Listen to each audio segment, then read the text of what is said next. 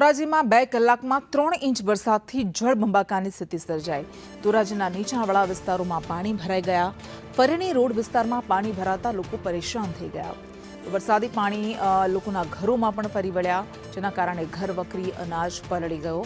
2 કલાકમાં 3 ઇંચ વરસાદ ખાબક્યો અને ધોરાજીને ગમરોળ્યું। અનેક નીચાણવાળા વિસ્તારો પાણીને હવાલે થઈ ગયા। રાજકોટના ધોરાજી પંથકમાં અને ઉપરવાસમાં થયેલા ભારે વરસાદને કારણે ધોરાજીમાં જનજીવન અસ્તવ્યસ્ત બની ગયું છે। લોકો પોતાના ઘરમાંથી પાણી ઉલેચી રહ્યા છે। આ દ્રશ્યો આપને બતાવી રહ્યા છે। ધોરાજીમાં ઘરમાં પાણી ફરી વળ્યા, જેના કારણે લોકોની ઘર વકરીને મોટા પાયે નુકસાન થયું છે। 2 કલાકમાં 3 ઇંચ જેટલો વરસાદ વરસ્યો અને ધોરાજીના ફરેણી રોડ અને વોર્ડ નંબર 9માં એક બાજુ નગરપાલિકાની બેદરકારી છે, બીજી બાજુ ધોધમાર વરસાદ વરસતાની સાથે જ નીચાણવાળા વિસ્તારમાં આવેલા ઘરોમાં પાણી ફરી વળ્યા હતા। ઘૂંટણસમા પાણી આ વિસ્તારોમાં ફરી વળ્યા અને લોકો હાથમાં જે પણ હોય, એ ડોલ હોય, ડોલચું હોય, એનાથીને પાણી ઉલેચી રહ્યા છે અને આવી હાલતમાં લોકો જીવવા માટે મજબૂર બન્યા છે। વાસણો આપ જોઈ શકો છો કે પાણીમાં તરી રહ્યા છે। આમાં કેવી રીતે જીવવું એ સૌથી મોટો સવાલ થાય।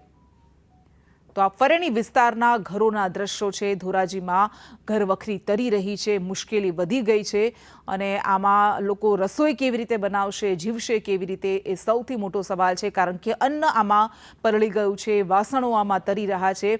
આમાં કેવી રીતે જીવન જીવવું, અત્યારે કેવી રીતે પાણી બહાર કાઢવું એ યક્ષ પ્રશ્ન બની ગયો છે, કારણ કે ઘૂંટણસમા પાણી આ વિસ્તારોમાં ફરી વળ્યા છે, ઘરોમાં ફરી વળ્યા છે। આ દ્રશ્યો આપણે બતાવી રહ્યા છે। કેટલાક વાહનો પણ સંપૂર્ણપણે આ પાણીમાં ગરકાવ થઈ ગયા છે।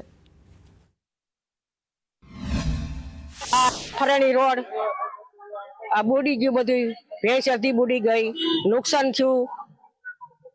શું કામે નુકસાન થયું છે? નુકસાન આ વરસાદે નુકસાન આમાં બધી ઓની કર પેક કરી દીધું તો એટલે અહીં પાણી ક્યાં નીકળ જાય, પછી અમારે જવું ક્યાં? કેવી તકલીફ પડી જવા? આ તકલીફ તો પડે જ ને। શું થયું છે તે વરસાદ? અટાણે જો બધું ઢળ્યું, બધું લાગ્યું, કાઢ્યું, ઓલું કાઢ્યું અને છોકરાને ઘરમાં પૂરી દીધા। ઓસરીને કોર લગી પાણી આવી ગયું હતું, અનાજ પલળી ગયું બધું। તમારે જોવું હોય તો હાલો છૂટશે, આપણે કઈ ચોરી છે નહીં। ધોરાજી વોર્ડ નંબર 9માં અહીંયા અમારા 10 ઘરમાં પાણી ભરાઈ ગયું છે અને આ એક ગટરને થોડીક કામગીરી કરી હતી અને એ કામગીરીમાં થોડુંક પણ આ લોકોને ગટરના જે ઢાંકણા નથી નખાવ્યા અને એ રીતે પાણી આ ધોરાજીમાં ભરાઈ ગયું। તો વધારે વરસાદ આવતા પાછળ 15 વીઘાનું ખેતરનું જે પાણી આવે છે એનો અહીં ભરાવો થયો છે। તો મારી સરકાર દ્વારા અને સરકાર નગરપાલિકાને, મારા ધોરાજી નગરપાલિકાને વિનંતી છે કે આ લોકોને જે ઘર વખરી પાણી ભરાઈ ગયા છે અને ઘરની અંદર પણ પાણી ભરાઈ ગયા,